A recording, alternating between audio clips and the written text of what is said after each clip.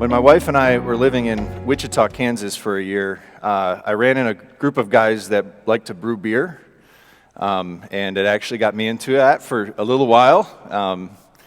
Props to those guys. If any of them are listening, I highly doubt it, but they gave me my first beer brewing kit, and we would spend long nights and weekends sometimes in basements and garages. This was before I had kids, right? So we had time to do this a lot, and it was fun. One of those friends was named Greg, and Greg was a brilliant man. He was smart, he was cultured, he liked music, he liked to talk about movies, he liked to talk about a lot of different things, and we got to know each other a little bit that year.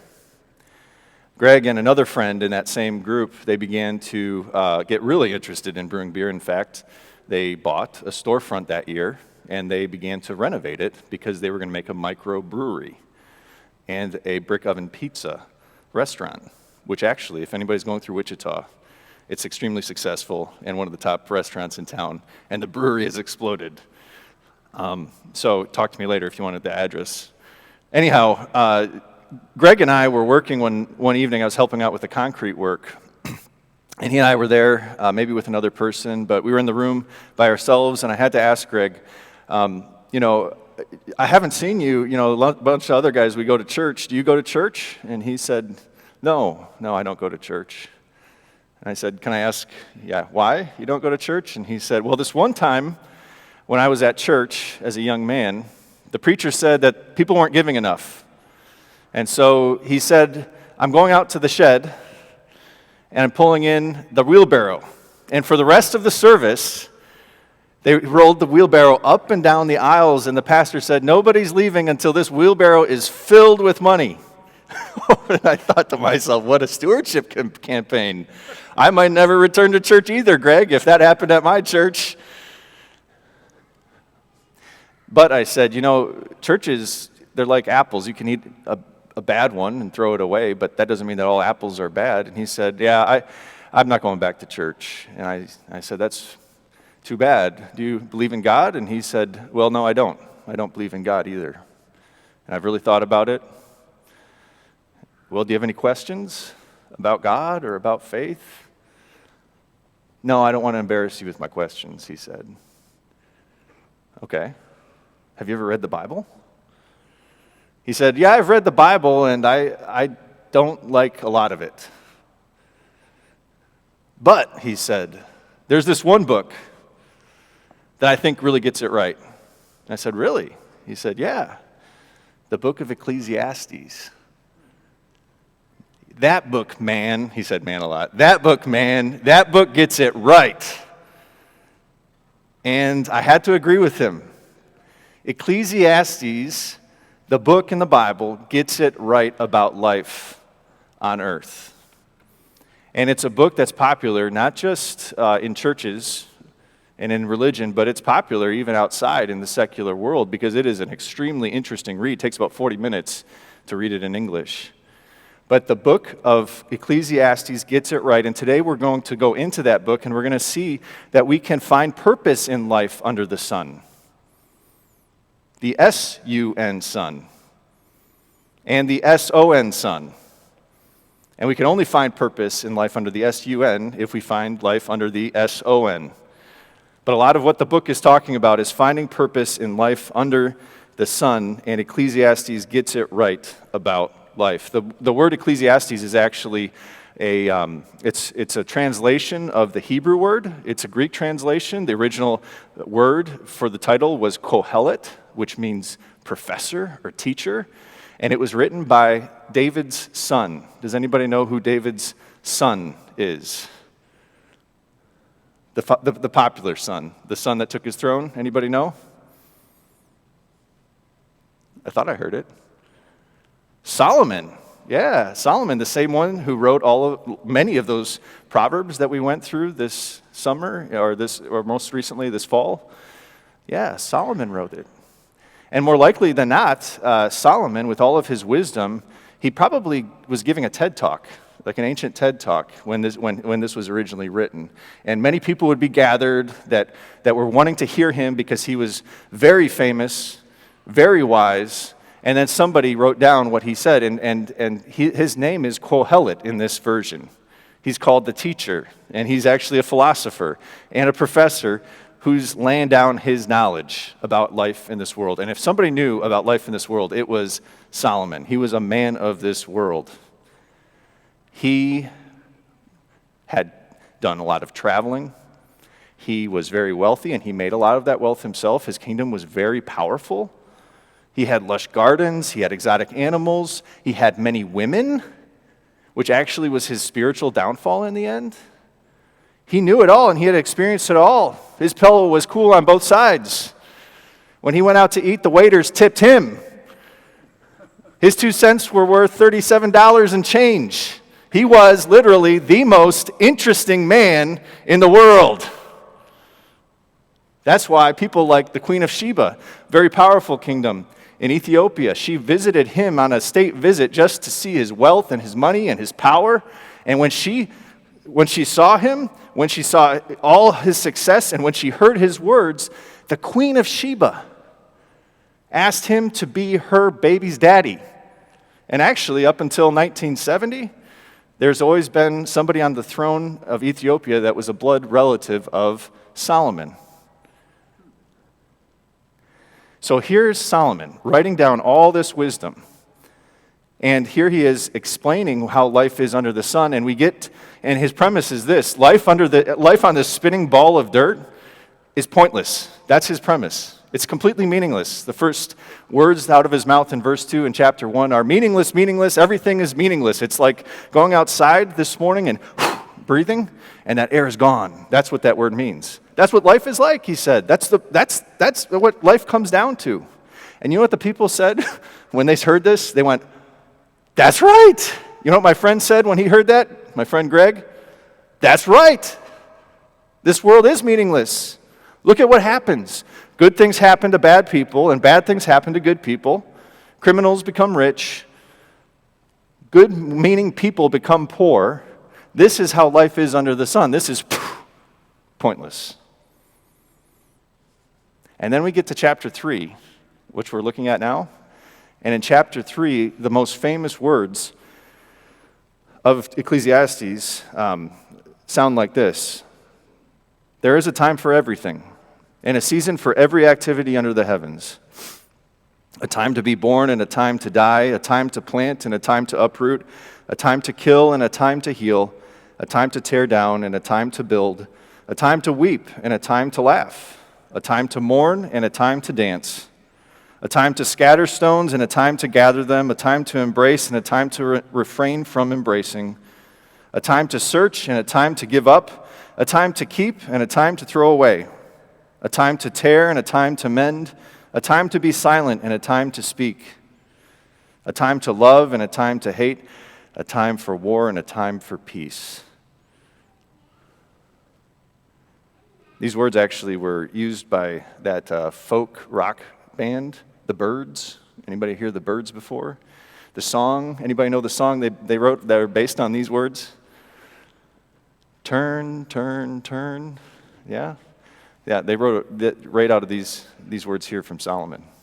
And people pick this verse for their weddings, their funerals, for special occasions, because it sounds really beautiful, doesn't it? But you know what? The point is, he says it's all meaningless. Good things, bad things, things in between, things are neutral. How do you make sense of life on this spinning ball of dirt under the sun? How about 2023? How did it go for you? What headlines do you remember from the last year that maybe made you sad or made you think life is pointless? Some headlines you might be thinking of, but the Archdiocese of Baltimore going bankrupt over lawsuits after abuse lawsuits against them. 2023, the Supreme Court reverses affirmative action in college admissions. 2023, do you have emotions about these headlines? What else happened in 2023? Chinese spy balloon shot down over the United States. 2023. Deadly wildfires take lives in Hawaii, 2023.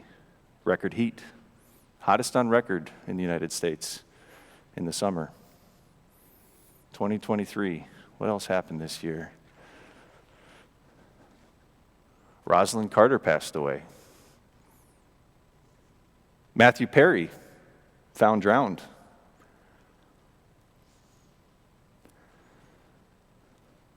Norfolk Southern train crashes in East Palestine, causing a huge chemical spill for a small town. 2023. Hamas attacks men, women, and children. Israel responds with violence and a promise to wipe out Hamas. 2023. Prominent South Carolina lawyer Alex Murdaugh sentenced to life in prison. 2023. War continuing in Europe. The country of Niger has a military coup. 2023. House of Representatives gets elected a speaker, and then within 12 months he's gone. 2023. Wow. Life comes, life goes. What's the meaning of all this? How about your personal life? Did you see people come and go this year? Maybe life come into this world? Maybe life go away? Did you have disappointment at work? Did you have disappointment in school? Or maybe some kind of disappointment in your community? Were you happy when somebody got indicted in federal court this year? Whether it was the president's son or a former president? All these emotions, they come into life, and you might think to yourself, what's the point? Because sometimes you might have a little bit of glee, and sometimes you'll have great disappointment, and sometimes you're just neutral. But Solomon is saying this. Verse 9, all these beautiful words, right? 1-8, you like make songs about it. He's really saying this in verse 9. What do workers gain from their toil? What does this all mean? We can work our tails off, and still we could lose it all. I once knew a businessman who built a wonderful business, Christian man, a lumber yard. And he and his wife poured everything into it, and then a fire happened. And it wiped it all away, just like that. Meaningless, isn't it? And he was a good guy, too. What do workers gain from their toil? Verse 10, I have seen the burden God has laid on the human race. So we seem like we're controlled by unforeseen circumstances, and life is a crapshoot. So what's the purpose? What's the point of continuing to live? What's the point of actually going into a new year, 2024? Several years ago, I was on an airplane, and of course, they promise you Wi-Fi on Southwest, but you get onto the plane, and then you discover what? Wi-Fi's down. So what do you have to do? You got to read that magazine in front of you, Sky Magazine. Anybody ever have to read it? Anyhow, usually they have advice about trips and travel, but then they'll have like a celebrity on the front with an interview with that celebrity that's going to tell you about life and how life really is, because celebrities know best. Anyhow, the celebrity in this Sky magazine, his name was James Corden. Do you know who that is? A British comedian. He was host of the Late Late Show up until this year, and then it got canceled because of the writer's strike, which is something else that happened this year. But anyhow, Alex Corden, he says this about life, and I love this. I think there's truth in it. He says, the only thing that ever exists is this. Right now, everything behind you is gone. Everything in front of you is unknown. So if you can try to just be the best version of yourself at all times, whether that's being the best husband, boyfriend, fiance, host, interviewer, interviewee, if you're just trying your best, the moment that you're in, your life will be utter fulfillment. And he's right. You need to be the best that you can be in every moment, and that's really the purpose of life on this spinning ball of dirt under the sun. In other words, his rule of life is be true to yourself and don't hurt others. I heard it just last night on a commercial. Be a part of something bigger. That's another way to say that. Be a part of something bigger. Now, where does he get that from? Solomon says, verse 12, I know that there is nothing better for people than to be happy and do good while they live.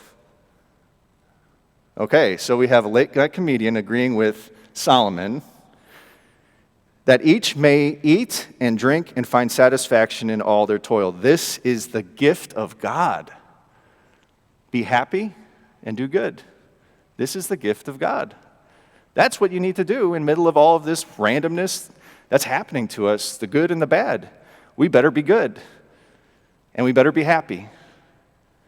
And you might think to yourself, well, that doesn't sound, well, how about this? Jesus says in Matthew 7:12, when he's teaching about life, he's saying, do to others what you would have them do to you, for this sums up the law and the prophets. All right, now, if we have Solomon 3,000 years ago, and Jesus 2,000 years ago, and James Corden all agreeing on something, that must be true. There must be something there.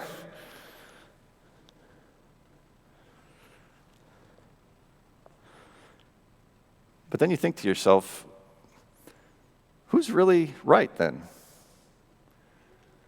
Because if I need to do things to make me happy, and I need to make you happy perfectly all the time, and I need to love my neighbor as myself and be the best husband, boyfriend, interviewer, interviewee, neighbor, or whatever, who's to say that I'm right about my decisions about how to be that? Who's the judge? Who's the one? Because I might do something, I might think something in my head like, this is best for me and for my neighbor, but it could completely alienate another tribe of people. It could completely hurt somebody and I didn't even know it. So who's the judge?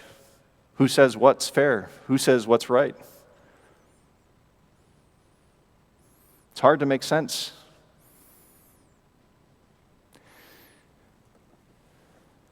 Verse 11, Solomon says, God has made everything beautiful in its time. He has also set eternity in the human heart, yet no one can fathom what God has done from the beginning to end. What he's saying is life in this pointless world is also filled with eternal desires. That there's something that this pointless world and all of the experiences, even science, can't tell us about. And those eternal desires are desires in the heart. And people pick up on them like Solomon Jesus and late-night comedians and philosophers. And it doesn't come from this world. It comes from an eternal desire in the heart called the conscience. C.S. Lewis once said, if you find yourself desiring something that this world cannot give you, the most likely explanation is that you were made for another. And the fairness that we find, where do we find this fairness? Where do we find this rightness? Where do we find justice and peace? Where do we find equity? And where do we find some kind of stable anchor in this world that we have no idea whether good or bad is going to come our way? Where do we start? It starts with knowing God's will for you and me. In his letters from Birmingham jail, Martin Luther King Jr., he wrote about this, and he said that the very things that he was doing, because he was writing to his critics in that letter from 1962, he said that the very reason that he started the civil rights movement was not because science taught him to, but he said this: any law is a man-made code that must align with God's will. God's law. And any unjust law is a man-made code that does not square with God's law. He's talking about God's will for our lives. In other words, the eternal desires that really make a difference in our world, they start with God. And if the only way that we can know that, we get hints of it in our conscience, but then, remember, our conscience can be wrong. We need to return to His will for us right here. His law. Now let me ask you, how have you been doing? If God is the source of justice and fairness, have you been fair? Have you been just to yourself, to your wife, to your husband? Have you completely done what James Corden said? And be the best that you can be in every moment. Because if you're not sure that you are the best that you can be in every moment, you really can't be sure of anything. What solution do we have?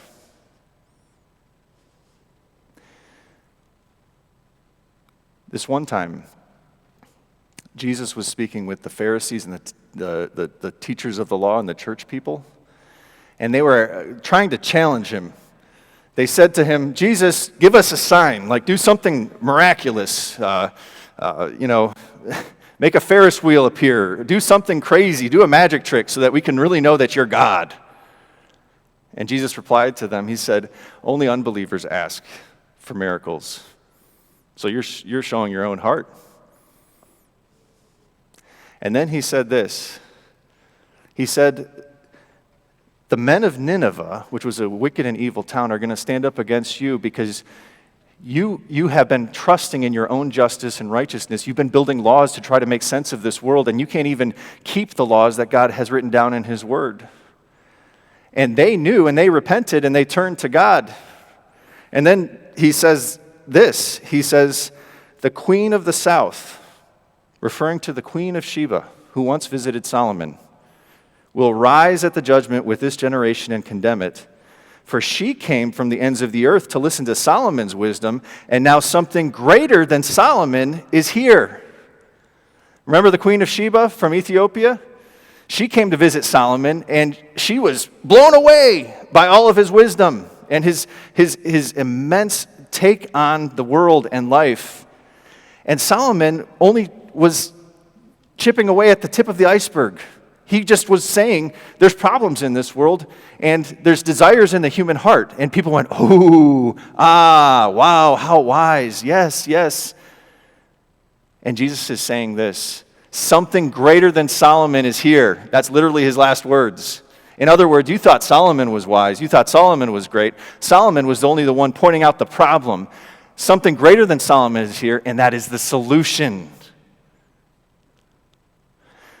You and I wonder about justice, about whether we're being the best that we can be in every moment because we should be. That's what the moral law inside of us is saying. That's what Martin Luther King Jr. was saying. But here's the deal. None of us have been. None of us can be. And so God in his infinite wisdom said, look, because of sin, this spinning ball of dirt makes no sense, especially makes no sense to those people down there. So I'm going to enter into it. I'm going to be part of it. I'm going to take on human flesh. And Jesus did just that. He made himself a victim of injustice. Even though he never sinned, even though he was God, even though he was perfectly just and fair and loving and forgiving to everybody that he came across, he said the one way that we can make sense of time, place, and purpose is first of all to be forgiven. So all of God's justice came down on that innocent sacrifice on the cross. And all of God's love for you and me came down on him, through him, to forgive us and to give us peace. That's what it means to have purpose under the S-U-N, is first of all to know that you're forgiven by the S-O-N. And now, because you've been forgiven and redeemed by him, it's going to give your life a whole new purpose, because you're going to see this spinning ball of dirt and you're going to be thrown into situations that you're going to fail, but you're going to be forgiven. Something then greater than Solomon is with you. What's greater when you're suffering? To know that you have a friend that lived for you, loves you, and suffered too. What's greater at the doors of death? To know that a friend died for you and rose again, so that even when you die, or maybe a loved one has died in 2023 or may die next year, to know that that friend of yours, the S-O-N that you live under, gives eternal life. So death is not a goodbye, but a see you later for those who put their trust in him.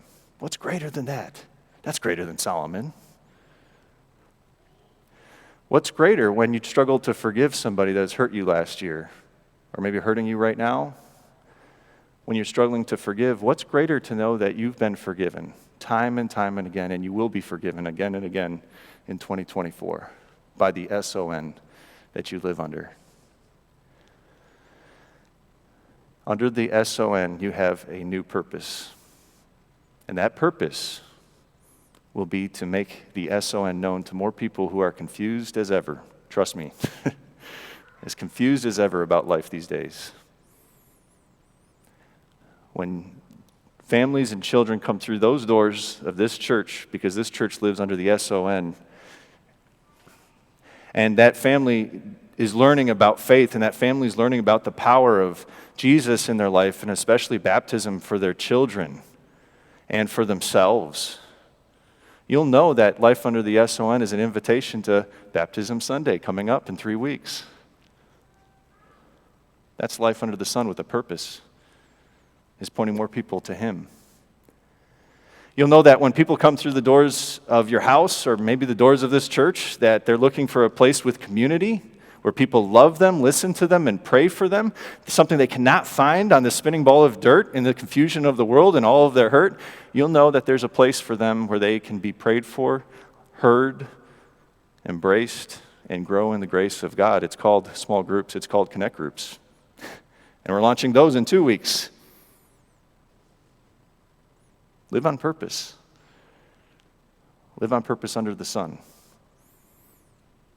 Ecclesiastes has lots of wisdom, doesn't it? But the greatest wisdom is the wisdom that comes from above, the wisdom that's from God. And that wisdom is the wisdom that we are forgiven, redeemed, so that we can bask in life under the sun. Amen.